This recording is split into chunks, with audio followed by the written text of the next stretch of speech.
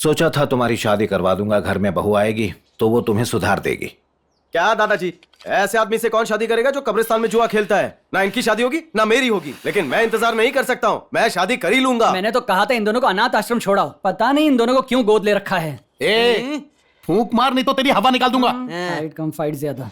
शादी करना चाहते हो? कौन करेगा तुमसे? मैंने भी शादी की थी लेकिन आज तक भुगत रही हूँ। किसी लड़की की जिंदगी क्यों बर्बाद कर रहे हो? हम मंदिर का घंटा है, हर कोई बजा रहा है। बिल्कुल सही कहा। कोई खास काम?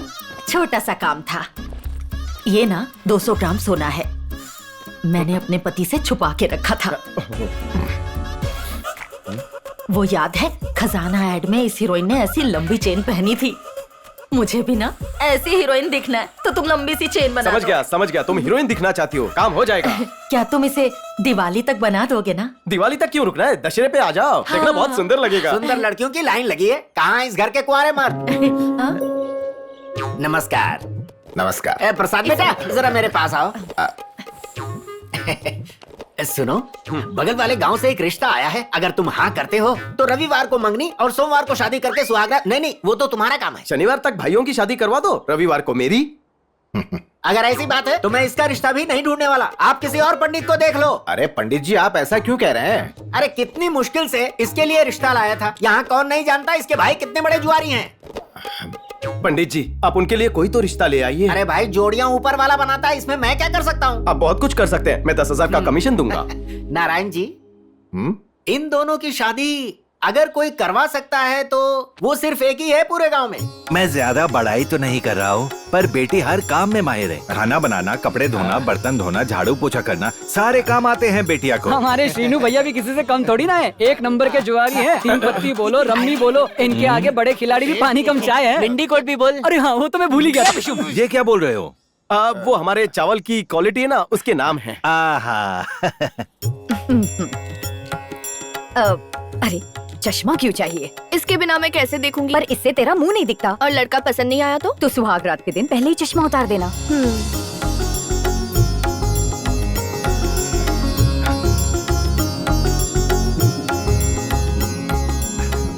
ठीक से देख लेना, सामने जो सफेद कुर्ते में बैठा है ना, वही लड़का है।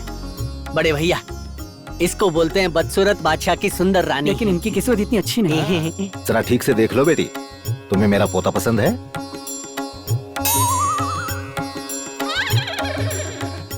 ये कितने हैंडसम है, मुझे ये पसंद है। ये क्या बोल रही है? सच में? दादाजी, मुझे लड़की पसंद है। वाह बढ़िया, हम सबको इनकी बेटी बहुत पसंद है। ये तो अच्छी बात है, अगले रविवार ही सगाई कर देते हैं, सारे परिवार वालों से जान पहचान भी हो जाएगी। अच्छा मुहूर्त देख के शादी कर देंगे। बहुत बढ़िया है। तो ठीक है, हम चलते हैं। नमस्ते। नमस्ते। आप कृपा बनाए रखना।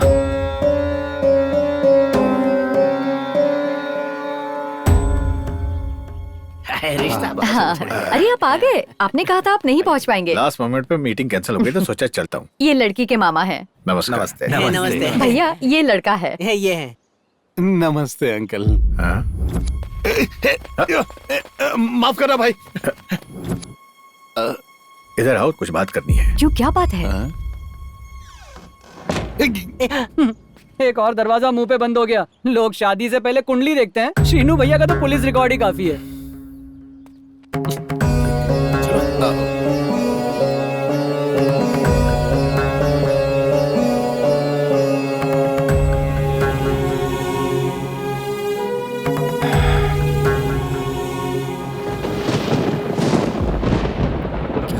अरे लेकिन इतनी देर क्यों हो गई, समझ में नहीं आ रहा क्या करें। हाँ बताएंगे। आज मैंने आप सबको यहाँ एक खास वजह से बुलाया है। हमारा प्यारा ये देवी माँ का मंदिर कुछ ही दिनों में सरकार की निगरानी में जाने वाला है। ये क्या कह रहे हैं आप? अब से सरकारी लोग यहाँ पर सारे प्रोग्राम्स का आयोजन करेंगे। गांव वालों को इस मंदिर के लिए न चंदा इकट्ठा करना होगा, न ही इसकी देखभाल करनी होगी। इसकी सफाई से लेकर मरम्मत तक सारी जिम्मेदारी सरकार की होगी। ये तो गलत है ना, इस मंदिर की स्थापना की हमने, इतने सालों से देखभाल की हमने, यहाँ पूजा हो या मेला सब किया हम लोगों ने, और अचानक सरकार इस पर अपना हक क्यों जता रही है? क्या मतलब इसका? हाँ, ये बात सही है कि हमने इस मंदिर की जी जान से सेवा की है। अब हमारे बच्चे पढ़ लिख कर बड़े शहरों में नौकरी कर रहे हैं, तो इस मंदिर की सेवा करने वाले हमारी बात आखिर हैं वो। और तो और अगर हम ये मंदिर सरकार को सौंप दें तो उन्होंने एक स्कूल, हॉस्पिटल और पानी की टंकी बनाने का वादा किया। इसलिए मुझे लगता है कि ये मंदिर सरकार को सौंप देना एक अच्छा फैसला है।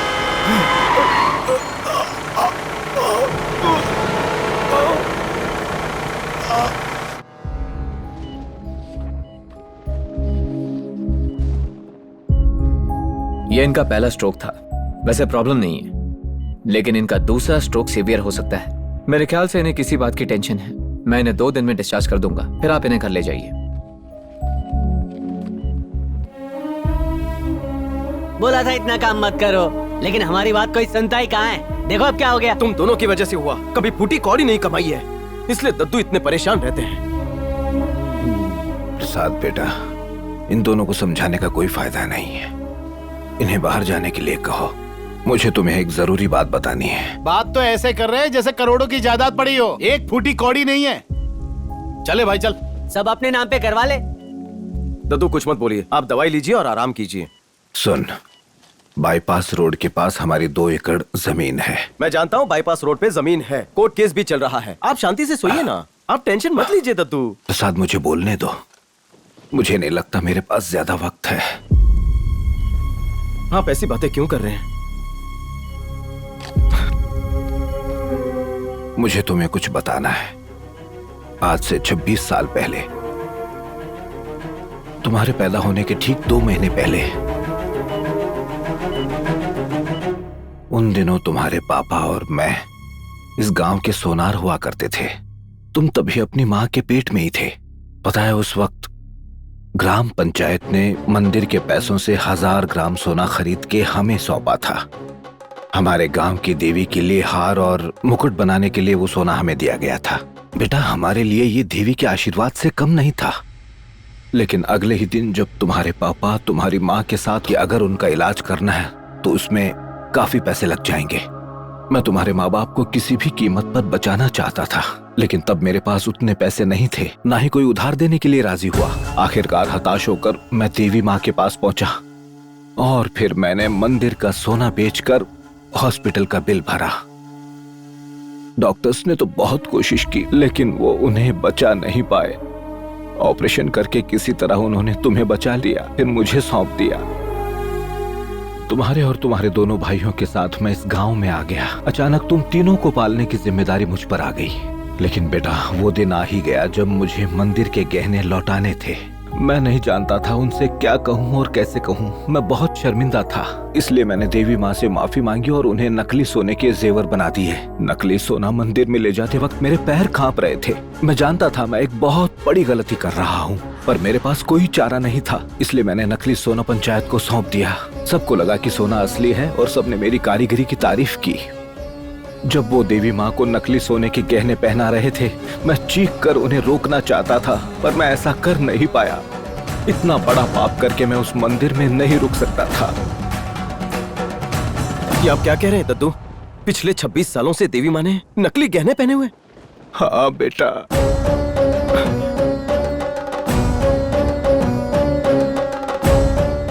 26 साल पहले जब ये पापी उस मंदिर से निकला, आज तक वहां वापस कदम नहीं रखा। मैं देवी माँ के सामने नहीं जा सकता, उनसे आंखें नहीं मिला सकता। मैंने ठान लिया था कि मैं असली सोने के गहने बनाऊंगा, इसलिए मैंने मेहनत की और किसी तरह 200 ग्राम सोना खरीद भी लिया था। पर तुम्हारे वो भाई सारा सोना जुए में गंवा बैठे।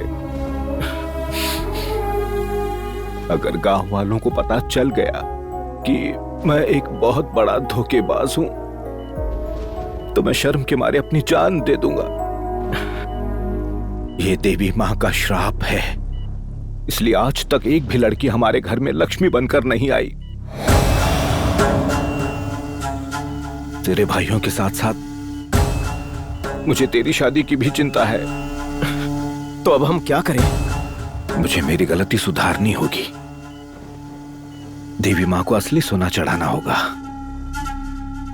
सुन सुन बेटा, मरने से पहले एक बार मैं देवी माँ से माफी मांगना चाहता हूँ। आप चिंता मत कीजिए, बस आराम कीजिए, मैं रास्ता निकालता हूँ।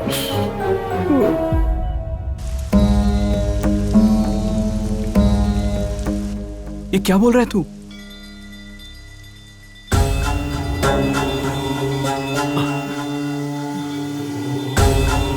क्या बोल रहा है? देवी माँ को नकली सोना चढ़ाया गया था। तुझे नहीं लगता किसी को इस बात की भनक लगी होगी? पता नहीं।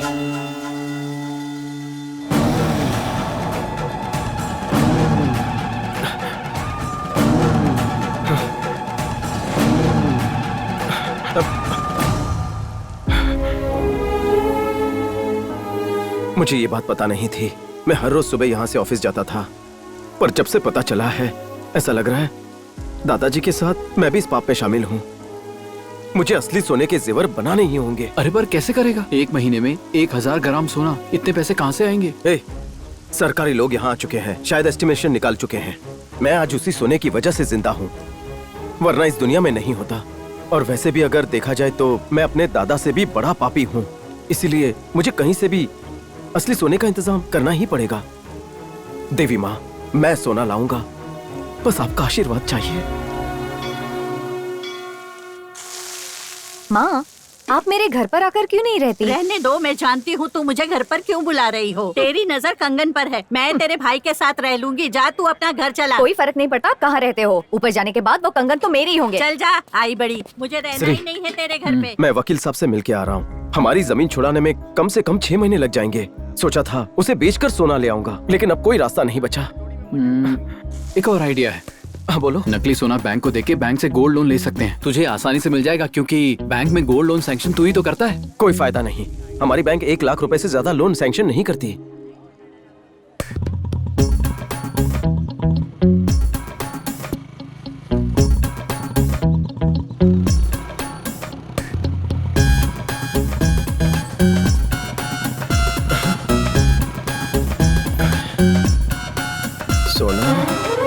प्रसाद, मेरा लोन का काम तो हो जाएगा ना? कब आऊँ पैसे लेने? हाँ, बुधवार को आना। बस रुक दे। ठीक है, चल जा। प्रसाद, मैं कब से तुझे ढूंढ रहा था। क्यों, क्या हुआ? मेरे पास एक जबरदस्त आइडिया है। वो क्या? तुझे तो पता ही है ना, अपना मैनेजर क्या करता है, किसी और के गहने सुवर्णा को देता रहता है और सुवर्णा 3-4 दिनों में उसे वापस लौटा देती है। हाँ तो? अरे मैं ये कह रहा हूँ, बैंक में कई लोगों ने आकर अपना सोना गिरवी रखा है, हम उसका इस्तेमाल करके देवी माँ के गहने बना देंगे। पहले सुन ले, 6 महीने में तुझे तेरी जमीन मिल जाएगी, तू उसे तुरंत बेच देना और उसके बाद सारा सोना वापस लॉकर में रख देना। अबे पागल है क्या? मेरी नौकरी जाएगी। अगर सरकार को पता चला तो तेरे पूरे परिवार को खतरा है।